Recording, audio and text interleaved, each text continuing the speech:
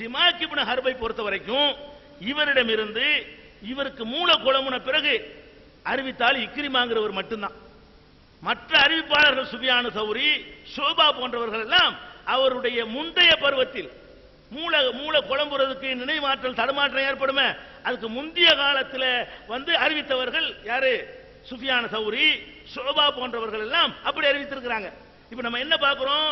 இந்த சிமாக்கிட்ட இருந்து கேட்கிறாங்கல்ல, சிமாக்குடைய ஸ்டூடெண்ட், அந்த ஸ்டூடெண்ட் வந்து அவருடைய முதுமை காலத்தில் போய் படித்தவர்களா, அவருடைய இளமை காலத்தில் அவற்ற மாணவராக இருந்தவர்களா? இளமை இல்ல, மூல குழம்புறதுக்கு முன்னாடி அவற்ற மாணவராக இருந்தாங்களா, மூல குழம்புறதுக்கு பின்னாடி இருந்தாங்களான்னு பார்க்கணும். பார்த்தா இக்ரிமாங்கிற ஆள் மட்டும் ஹாசத்தன் அப்படி இருக்கிறது. உசூல்ல ஆய்வு செஞ்சு சொல்றாங்க. இக்ரிமாவுங்கிறவர் வந்து கேட்கிறார்ல யார்கிட்ட? சிமாக்கிட்ட. அப்ப வந்து இக்ரிமாவுடைய சிமாக்குடைய தல்லா அந்த மூல குழம்புன பிறகு கேட்கிறார். சுஃபியான் சௌரி போன்றவர்கள் எப்ப கேட்கிறாங்க? ஆரம்ப காலத்தில் அவரிடமிருந்து அறிவிக்கிறார்கள். அப்ப தெளிவா சொல்லப்படுகிறது. எப்படி சொல்றாங்க? ஒமன் சமியா மின்ஹு கதீமன் மிஸ்லு ஷோபா வ சுஃபியான் ஃபஹதீஸுஹும் அன்ஹு ஸஹீஹுன் முஸ்தகீமுன். இந்த சிமாக்கிடம் இருந்து அறிவிக்கக்கூடிய ஷோபா போன்ற பெரியவர்கள், சுஃபியான் சௌரி போன்ற பெரியவர்கள் அறிவித்தால் அது ஆரம்ப காலத்தில் கேட்ட ஹதீஸ், அது சஹீஹ், அது முஸ்தகீம், சரியானது, உறுதியானது என்று சொல்கிறார்கள். இப்ப நெஞ்சில கை கற்ற ஹதீஸ சிமாக்கு சொன்னதாக அறிவிக்கிற ஆள் யாரு?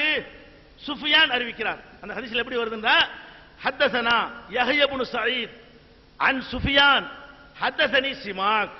சுஃபியான் சொல்கிறார், எனக்கு சிமாக் அறிவித்தார். அப்ப சிமாக் கிட்ட இருந்து அறிவிச்ச ஆள் யாரு? சுஃபியான். சுஃபியான் எப்ப அறிவிக்கிறாரு? அவர் மூல குழம்புறதுக்கு முன்னாடி அறிவிக்கிறாரு. மூல குழம்புன பிறகு ஒரு ஆள் குழம்பி போயிட்டாருன்னு சொன்னா, மூல குழம்புறதுக்கு முன்னாடி அறிவித்து விட்டுருவீங்களா? ஹதீஸ விட்டுருங்க. நீங்க பேச்சு ஏன் பேச்சு? எனக்கே 2 நிலை இருக்குன்னு வச்சுக்கிறோமே. எனக்கு 75 வயசு ஆன பிறகு ஒரு நிலை, எனக்கு 25 வயசுல ஒரு நிலை. 75ல நான் உளறேன், 25ல கரெக்டா இருக்கிறேன். 75ல உளறதுனால 25ல சொன்ன தப்பா போயிருமா? 25ல ஒழுங்கா இருந்தேன்ல, 25ல சரியா சொன்னேன்ல, 25ல சொன்னேன் ஆதாரம் இருக்குதுல்ல. அப்ப இது எப்படி லைஃப் ஆகும்? சிமாக்குங்கிறவர் இப்படிதான் ஹதீஸ் ஆய்வு பண்றதா? ஹதீஸ்களை ஆய்வு பண்றதா இருந்தா அதுக்கு காரணம் என்ன? அந்த மாதிரி காரண காரியத்தில் ஆய்வு பண்ணக்கூடாதா? ரொம்ப சரியான ஹதீஸ், நெஞ்சில கை கட்டுற ஹதீஸ், ரொம்ப ரொம்ப ரொம்ப ரொம்ப ரொம்ப சரியான ஹதீஸ், அதுல எந்த மாற்றமும் கிடையாது. அடுத்து என்ன? வேரலா சிக்கிற ஹதீஸ் எத்தனை சொல்லியிருக்கிறேன்? பசோல அஹ்லதிக்ரி ஒசாபி கூட 2 ஜும்மாவுக்கு 2 பாங்கு 3 தலாக்கு, நெஞ்சில கை வைக்கிறது. அவர் 5 கேள்விண்டாரு, இதே 5 முடிஞ்சிருச்சு. இருந்தாலும் நம்ம என்ன செய்யறோம்? அவர் கவனிக்காத நம்ம கவனிச்சு இன்னொரு நாளை ஒரு சொன்னதை சேர்த்து சொல்றேன். வேரலா சிக்குதல் என்பதை எடுத்து வைக்கிறார். இது பலவீனமானது. ஏன் பலவீனமானது? ஆசிம் இப்னு குலைபுங்கிறவர் வர்றாரு, அதனால பலவீனமானது. ஆசிம் இப்னு குலைபை பற்றி எல்லா அறிஞர்களும் ரொம்ப சிலாகித்து சொல்கிறார்கள். ஒரே ஒருவர் வந்து குறை சொல்கிறார், காரணம் இல்லாமல் குறை சொல்கிறார். ஒரு அறிவிப்பாளர் மீது குறை சொல்வதாக இருந்தால் காரணத்தோடு குறை சொல்லணும். இவர் சரியில்லைன்னு சொல்லக்கூடாது. நினைவாற்றல் இல்ல அதனால சரியில்லை, பொய் சொன்னாரு அதனால சரியில்லை, ஒழுக்கம் கட்டவர் அதனால சரியில்லை, இவருக்கு அட்ரஸ் இல்ல அதனால சரியில்லைன்னு சொல்லணும். சும்மா சரியில்லை என்று சொன்னால் ஜர்ஹ முஃபஸ்ஸர், அதாவது விரிவாக விளக்கப்படாத குறைபாட்டை சொன்னால் அதுக்கு மதிப்பே கிடையாது. ஆசிம் இப்னு குலைபுட்ட இருந்த பலவீனம் என்ன? இப்னு மதீன் சொல்றாரு, என்னத்துக்கு சொல்றாரு? என்ன ரீசனுக்காக சொல்றாரு? அவர் பலவீனத்துக்கு வைக்கிற காரணம் என்ன? ஒண்ணும் கிடையாது. ஒரு காரணம் இல்லாம ஒரே ஒரு ஆள் சொல்றாரு, மற்றவர்கள் எல்லாம் அவரை சிலாகித்து புகழ்ந்து நல்ல அறிவிப்பாளர் என்று சொல்லும் பொழுது காரணம் இல்லாம சொல்ற குறையை எடுத்துக்கலாமா? உசூல்ல இருக்கா? ஹதீஸுடைய உசூல்ல எந்த ஒரு ஹதீஸ் மேதைகளாவது காரணமே இல்லாமல் மொட்டையா குறை சொன்னா ஏத்துக்கலாம்னு சொல்லி இருக்கிறார்களா? இல்ல. அப்ப அந்த விரல சிக்கிற ஹதீஸ் வந்து ஆதாரபூர்வமான ஹதீஸ் என்பதுல கடுகளவுக்கும் வித்தியாசம் கிடையாது, வேறுபாடு கிடையாது. அடுத்து என்ன? 5 3 6 முடிஞ்சுச்சா?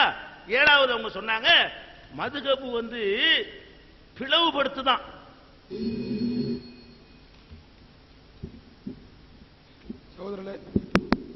சகோதரர்களே, இப்போ குறிப்பிட்ட டைம் முடிஞ்சிருச்சு, 1 மணிக்கு முடிக்கணுங்கிறது ஒப்பந்த பிரகாரம் இருக்கிற ஒரு ஷர்த்து.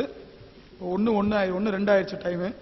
அதனால இப்போ வந்து இடைவேளைக்காகவும் தொழுகைக்காகவும் இடைவேளை விடப்படுகிறது. சரியாக 3 மணிக்கு ஆரம்பிச்சு 5:30 மணி வரைக்கும் அடுத்த சிட்டிங் நடக்கும், அடுத்த அமர்வு. 3 மணிங்கிறது 2:50க்கு எல்லாரும் உள்ள வந்துடணும். 3 மணிக்கு கரெக்டா விவாதம் ஆரம்பிக்கும். 2:50க்கு எல்லாரும் உள்ள வந்துடணும். இப்போ கலைக்கப்படும்.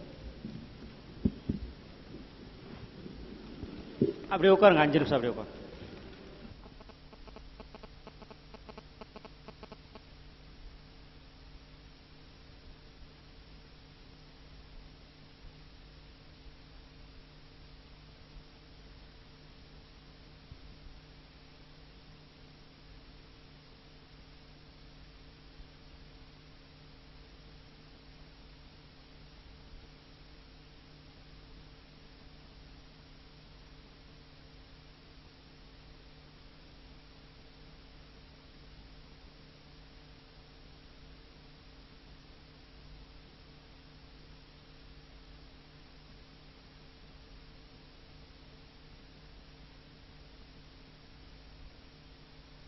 இப்ப நடந்துட்டு இருக்கிற தலைப்பு இந்த அமர்வின் இறுதி. இப்ப பேச போறது 15 நிமிஷம் தொகுப்புரை. பாக்கி எல்லா சுற்றும் முடிஞ்சிருச்சு. இந்த 15 நிமிஷம் 2 தரப்புலையும் தொகுப்புரை முடிஞ்சிருச்சு. முடிஞ்சதுக்கு அப்புறம் டாஸ் போட்டு அடுத்த தலைப்புக்கு நாம உள்ள போயிடுவோம். தலைப்பு மதுஹபை பின்பற்றலாமா, நிலைப்பாடு. வேண்டாமா? சரி, ஓகே, சொல்லுங்க. தலைப்பு மதுஹபுகளை பின்பற்றலாமா, நிலைப்பாடு. தமிழகத்தில் நடைமுறையில் உள்ள ஷாஃபி, ஹனஃபி மதுஹபுகளில் சட்ட நூல்களில் குர்ஆன் ஹதீஸுக்கு முரணானவையும் குர்ஆனின் ஆதாரமோ ஹதீஸின் ஆதாரமோ இல்லாத ஏராளமான விஷயங்கள் உள்ளன. எனவே மதுஹபுகளை பின்பற்றக்கூடாது எனவும் இஸ்லாத்தின் அடிப்படையான குர்ஆனையும் ஹதீஸை மட்டுமே பின்பற்ற வேண்டும் என்பதும் மற்ற எந்த அமைப்பையோ குழுவையோ தனி நபரையோ பின்பற்றக்கூடாது என்பதும் தமிழ்நாடு தௌஹீத் ஜமாத்தின் நிலையாகும்.